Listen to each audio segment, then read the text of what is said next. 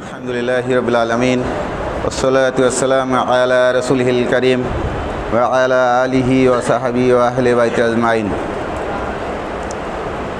এদেশের খেটে খাওয়া মানুষের হৃদয়ের স্পন্দন, এদেশের সাধারণ মজলুম জনপদের অধিকার আদায়ের অন্যতম প্রতিষ্ঠান শহীদ ঈদগাহ, শহীদ কাফেলা বাংলাদেশ জামায়াত ইসলামী মানিকগঞ্জ পৌরসভার অন্যতম একটি ওয়ার্ড 1 নম্বর ওয়ার্ডের উদ্যোগে আয়োজিত আজকের এই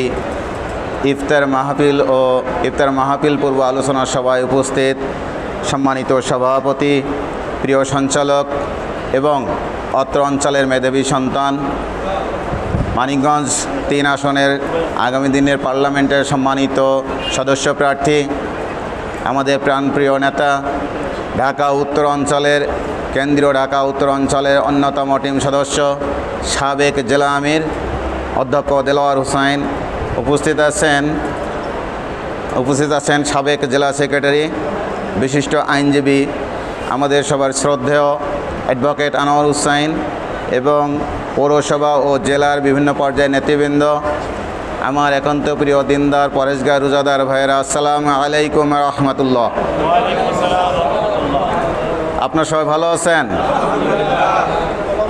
মানে স্পষ্ট ভাষায় বলছেন, ইয়া আইয়ুহাল্লাযিনা আমানু কুতিবা আলাইকুমুস সিয়ামু কামা কুতিবা আলাল্লাযিনা মিন ক্বাবলিকুম লাআল্লাকুম তাত্তাকুন।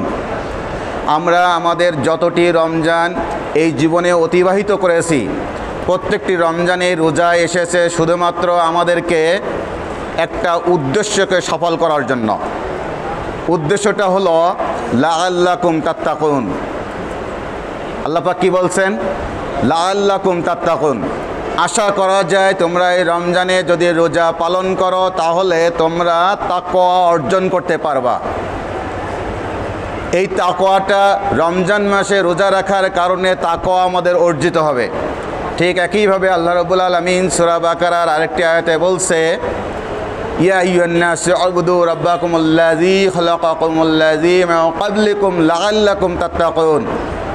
হে মানব সম্পদ, হে মানব সম্প্রদায়, তোমরা যদি আমার গোলামি করো, আমার কোরআনের আইনগুলো তোমরা মেনে চলো, আমার রসুলের বিধানগুলো যদি তোমরা মেনে চলো, আমার হুকুম এবং আহকামগুলোকে যদি তোমরা মেনে চলো, ব্যক্তি জীবনে, পারিবারিক জীবনে এবং সামাজিক জীবনের প্রত্যেকটা পরতে প্রত্যেকটা বিষয়ই যদি ইবাদত হিসেবে গণ্য করে তোমরা পালন করো, যেভাবে তোমাদের নেতা হযরত মুহাম্মদ সাল্লাল্লাহু আলাইহি সাল্লাম পালন করেছিলেন, এভাবে যদি তোমরা পালন করো তাহলে আশা করা যায় তোমরা লাআল্লাকুম তাত্তাকুন, তোমরা তাকওয়া অর্জন করতে পারবা। এই ঘোষণাটা কার? মহান আল্লাহ পাকের ঘোষণা। এভাবে যদি কেউ তাকওয়া অর্জন করতে পারে, অর্থাৎ কেউ যদি মিথ্যা থেকে বেঁচে থাকার চেষ্টা করে, প্রাণপণ চেষ্টা করে, গীবত থেকে যদি বেঁচে থাকার প্রাণপণ প্রচেষ্টা চালায়, দ্রব্যমূল্যের ঊর্ধ্বগতি নিয়ন্ত্রণ করার জন্য প্রাণপণ প্রচেষ্টা চালায়, ধর্ষকদের বিরুদ্ধে যদি ঐক্যবদ্ধভাবে, সামাজিকভাবে ঐক্যবদ্ধভাবে যদি একটা তীব্র আন্দোলন গড়ে তোলে, তাকওয়া ভিত্তিক আন্দোলন গড়ে তোলে, তাহলে আশা করা যায় এই সমাজ ধর্ষক মুক্ত, চাঁদাবাজ মুক্ত, দ্রব্যমূল্যের ঊর্ধ্বগতির সিন্ডিকেট মুক্ত একটি সমাজ ব্যবস্থাপনা মহান রব্বুল আলামিন দান করবেন। এটা কার ঘোষণা? আল্লাহ তাআলার ঘোষণা। এখন এই সময় আসলে অনেকেই মনে করতে পারেন যে ভাই, দ্রব্যমূল্যের দাম কমাই দিলে এটা হবে, মিথ্যা কথা কমাই দিলে ব্যবসা কম হবে, যদি গীবতের পরিমাণ কমাই দিই তাহলে তো সমাজে টিকতে পারবো না।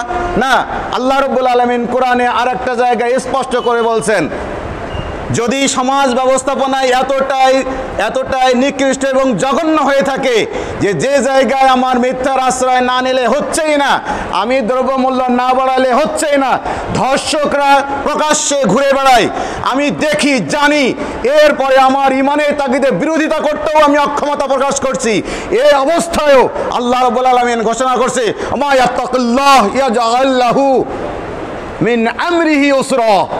যদি তোমরা ধর্ষকের বিরুদ্ধে, চাঁদাবাজের বিরুদ্ধে, টেন্ডারবাজের বিরুদ্ধে, দ্রব্যমূল্যের ঊর্ধ্বগতির নামে যারা সিন্ডিকেট সম্প্রদায় বজায় রাখে, তাদের বিরুদ্ধে যদি তোমরা তাকওয়ার নীতি অবলম্বন করো, আল্লাহ বলছে আমি দায়িত্বহীনভাবে ঘোষণা দিচ্ছি মিন আমরিহি ইউসরা, আমি তোমাদের সমাজ ব্যবস্থাকে, জীবন ব্যবস্থাকে সম্পূর্ণরূপে সহজসাধ্য করে দিব।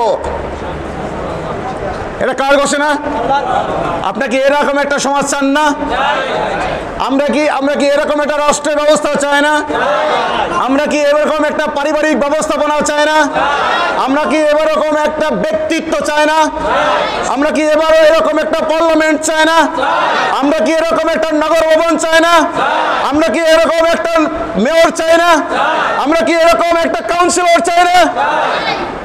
সেই চাওয়াটাই পরিণত হবে যদি যার যার জান এবং মাল আছে, সেই জান এবং মাল নিয়ে যার যে অবস্থায় আছি সেই অবস্থায় থেকে যদি আমরা সর্বাত্মক প্রচেষ্টা চালাই, আশা করা যায় মহান রব্বুল আলামিন যে রমজানের সওগাত নিয়ে এসেছেন, তাকওয়ার সওগাত, যে রমজানে এসেছেন মানবতার সওগাত নিয়ে এসেছেন, যে রমজান এসেছে আমাদের ইমানকে বলিয়ান করার একটা সওগাত, আশা করা যায় এই ইমানের বলিয়ান হয়ে একটি সুশৃঙ্খল সুসংবদ্ধ পারিবারিক ব্যবস্থাপনা, সমাজ ব্যবস্থাপনা, রাষ্ট্র ব্যবস্থাপনার মাধ্যমে আমাদের বাংলাদেশ তথাকথিত কোনো সোনার বাংলাদেশ নয়, আমাদের বাংলাদেশ হবে একটি তাকওয়া ভিত্তিক সোনার বাংলাদেশ, আমাদের বাংলাদেশ হবে একটি কোরআন ভিত্তিক সোনার বাংলাদেশ ইনশাআল্লাহ।